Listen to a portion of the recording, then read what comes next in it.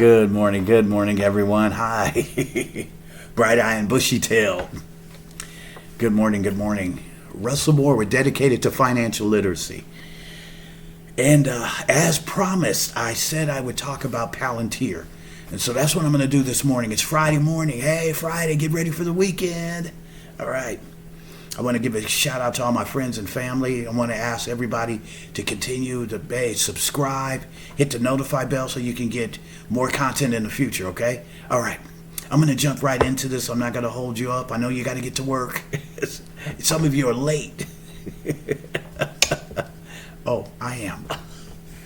All right, I got to get out of here. But I want to talk about Palantir. Now, I want to give a disclosure. I am not telling you to invest in Palantir. I'm bullish. I have shares, but I'm going to give you about 10 reasons why I'm bullish. But I'm asking you, I'm telling you, I'm telling you, if you don't learn, you won't earn.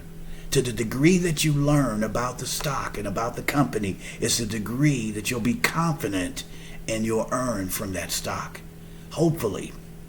Now, of course, the company has to continue to do well, but my point is, when the storms come, called the bear market, when the storms and the winds and the rains come, if you have studied that stock and that company, and you know without a shadow of a doubt, man, you can look at it and say, hey, there's growth, there's earnings, there's great revenue, great earnings. The leadership is stable. They have a good vision. They have a moat. They have a great percentage of the market share. Okay, of the market. They're doing very well. They're in demand. They're needed. Their services or their products are needed. And I can say that about Palantir. Their products are needed. They're saving money. I said this in previous videos. I think it's General Mills. They saved about $10 million in one division. Like $10 million annually in one division. They're not even using Palantir fully. Now they are. I bet you they are now. Okay, they're saving companies millions of dollars. Not to mention, see, a lot of people, the reason why most people, I think, don't want to risk Palantir is because it's a hard business to learn about.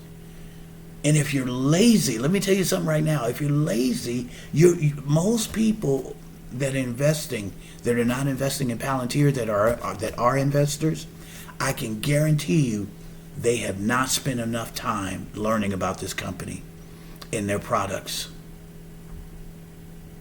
They haven't. It's a very tough company to learn. Alex Karp, the CEO, he's very heady, very bright, smart dude. And so when he talks, sometimes he'll talk right over your head. You have to kind of do your homework so you can get what he's saying about his products and the importance of their business and how much it's essential and it's needed. Anyway, without further ado, let me give you about 10 to 11 reasons. I think I have 10. I just wrote them down, okay? All right? So I don't have up charts and anything. I don't do all of that. I just talk straight to my peeps. So those that are watching, just listen. You can take some notes. Check it out. I didn't just come up with these numbers. I didn't come up with the data. I do my homework.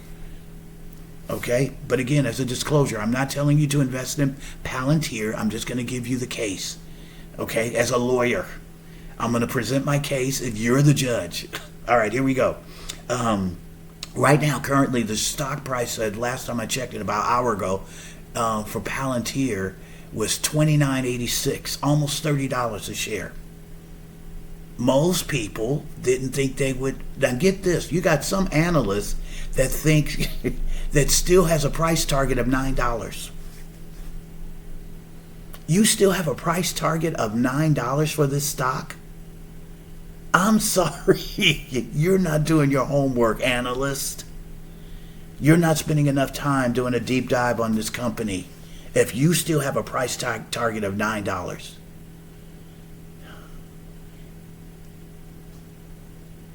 Number one, for the second quarter, they just had their second quarter earnings report. They just had their second quarter earnings report. 678 million. The analysts said they would have about 350 million. They were 4% above what the analysts said.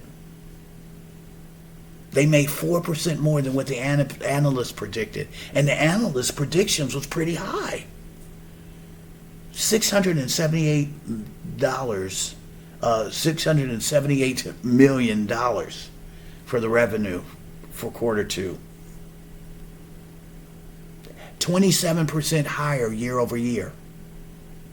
So for that same quarter last year in 2023, they did 27% higher this year over year. You guys, they're growing. Number two, here's a very important part on why I'm bullish on this company. Everybody has been saying, yeah, they're making money, but it's the government. All their money they're making in the government. What about the private sector? What about the commercial sector? Well, for the government for quarter two, they did 24%. Whoa, that's awesome. You know what they did for the commercial segment of their business? Up 55%. 55%, team. Are you happy now? Bears. Number three, they closed 27 deals that are valued at over $10 million. I'm talking about one quarter, the second quarter. Everything I'm saying right now is for the second quarter of 2024. 27 deals they closed. I said closed. That means it's a done deal. And they're valued at more than $10 million. Number four, their customer count increased by 41%. Look at me. Look at me. 41%. Their customer count increased by 41% in the second quarter. Number five, their EPS, 9 cents. Excuse me. That's gross. Let me get 9% EPS. The estimates, they beat the estimate by 1 cent. The analyst said 8 cents. They got 9 cents in the quarter. But here's a more significant thing that I need you to pay attention to that nobody's looking at. Everybody's like, oh, it's only 1 cent difference, their EPS. But do you know last year, the same time, second quarter, do you know what their EPS was? 1 penny. 1 penny to this year, 9 cents. That's tremendous earnings growth. Tremendous. How many companies are doing that? That much growth? Come on. All right. Number 6, they raised their guidance. Their future projections. They've raised their guidance for the next 2 quarters, for the end of the year, and I think through the first quarter of next year. Definitely through the end of this year. Their guidance is expected more growth, more revenue, more earnings, more customers. We got the magnificent 7 companies that are not giving guidance. Some of them are not giving guidance. And Palantir is saying, yes, we'll give you our guidance. We are going to do this. We're going to grow. We're going to get more money. We're going to make more profit. Our profit margin is going to increase. Our earnings are going to be out of this world. Their guidance is great. Number 7, a metric that you can measure on most companies is what's called the Rule of 40. The Rule of 40 metric, basically, it's the growth rate of a company plus the margin, the profit margins. It should be 40%. Do you know the Rule of 40 for Palantir? 64%. 64%, team. The Rule of 40 metric. Normal, great is 40%. You're doing good if you're 40%. There's 64%. Growth rate plus their profit margin. Number 8, Palantir is partnering with Microsoft. They're partnering with Microsoft. Why are they partnering with Microsoft? Do you think Microsoft wants to partner with them? They're forced to. Microsoft is forced to. If they could do it on their own, they would not bring Palantir in. See, that's what you call a moat. When you have something that everybody else needs. They're partnering with NVIDIA. A lot of people are going to be coming to them. They're more than just a software company. This is one of the reasons I think that a lot of analysts have low expectations and low price targets. I think there's a few analysts that has a price target of $9 for Palantir. Are you out of your mind? But some people out there, they're having a problem because they don't understand this business. They don't know what Palantir does. They're more than just software. They're more than just AI. And that's the thing that you got to catch about them. They're doing a number of things and changing things in various areas. Yes, they are tech. They are. They are a tech company. They are software, but they're more than just that. Do a deeper dive into this company.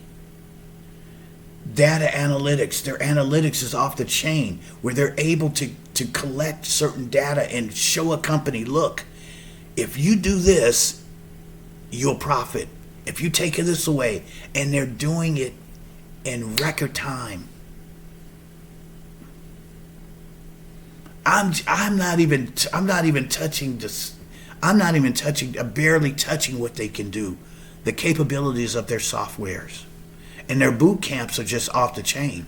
The boot camps where they bring a company in and they just basically say, this is what we can do for you. So they're not spending all that money on marketing. You don't see Palantir commercials, do you?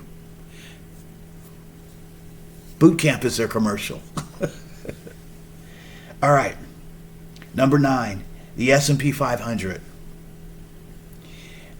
2 quarters ago, they qualified for the S&P 500 to become a part of the S&P 500. Let me tell you why that's significant. Once they become a part of the S&P 500, see, right now, only about 45% of the stock float for Palantir is owned by institutional investors. Institutional mean the big boys. The suits, they call them. Only 45% of the stock is owned by institutional investors. They're still holding out. They could have had it at a much cheaper price, but it's okay. It's still undervalued. I'm going to bring that up in a minute. So, it's only 45%. Once they become a part of the S&P 500, it'll force those institutional investors to buy it. They have to, because they're a part of the S&P 500. To mirror it, they gotta buy it. They'll be forced to get Palantir because it's in there. They may want all the other stocks, they may not want, but they have to. They will be forced to. That's gonna cause that stock to go up in a large way. That's why I personally have a price target, and I'm being cheap. I really believe this. I believe I'm still undervalued. The highest I've heard is Dan Ives with Wedbush. The great guy, very knowledgeable of the markets, always on CNBC. He said, where's all those crazy shirts and jackets and all that? Him. Crazy colors. His price target is $38 a share. He was at 30, went to 35, now he's at 38. I'm at 40. Now, I'm not an expert. I'm not saying I have a $40 price target. I'm not talking about, I'm just talking about from the end of the year. The end of the year, or probably the first quarter of 2025. But I believe it's not in the near future. Palantir will be at $40 a share. I really believe that. Okay. I said that, what did I say about Microsoft a few years ago? People laughed at me. Microsoft was around $170, $160. No, it was less than that. And I said Microsoft by 2024 will probably reach about between $400 and $5 a share.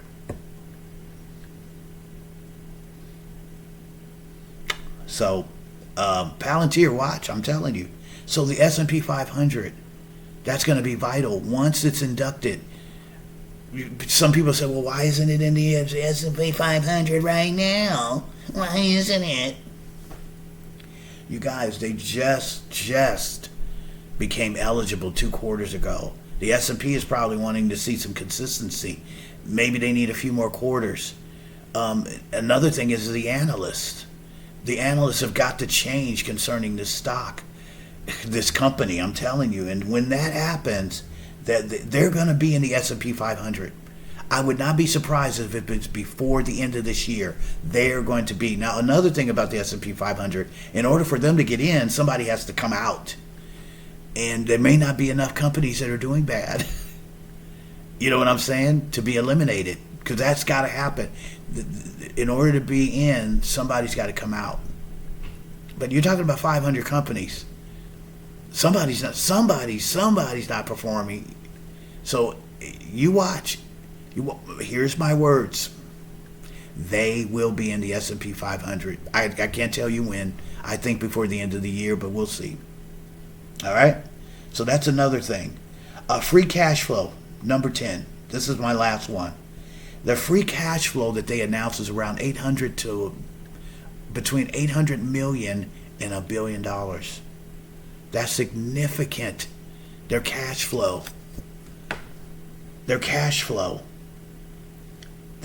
profit margin is at between 29 and 36%. They're undervalued, guys. Just that alone, with their cash flow like that, they're undervalued with their market cap. They're undervalued by about 20%. They're undervalued about 20%. So they should be at around $33, $33 a share right now. Palantir, man. And then Alex Karp, man, he's a great CEO. A lot of people don't agree with his politics. I do. He's pro-Israel. He's pro-America. He's trying to do something to get our defense and our armed forces stronger, because he believes that the war, and I believe it too, that the next war will be won with software. Man, you got drones flying over, chasing people, and then blowing them up. That's software. So he sees something for our future as a country. Palantir is going to be very pivotal in helping us in the future. I am not encouraging war. I don't want war. But we should be willing to do anything to defend our true traditional ways. And I mean Christian. I'm a man of God. I'm sorry if you don't like that. I'm a man of God. And I love the Lord, and I believe our country's got to get back to Jesus. Anyway, let me pray for you and your finances before we go. You make a decision. I'm not telling you what to do with Palantir. Lord God, I just thank you for everyone that's watched the video, and I ask you to bless them back. May they do their own research on this company. But I ask that you would cause people to prosper and bless them. That they would continue to not fear the economy and all that's going on, inflation and everything this administration is doing. It's not the greatest decisions. And so I pray for this administration. Pray for them.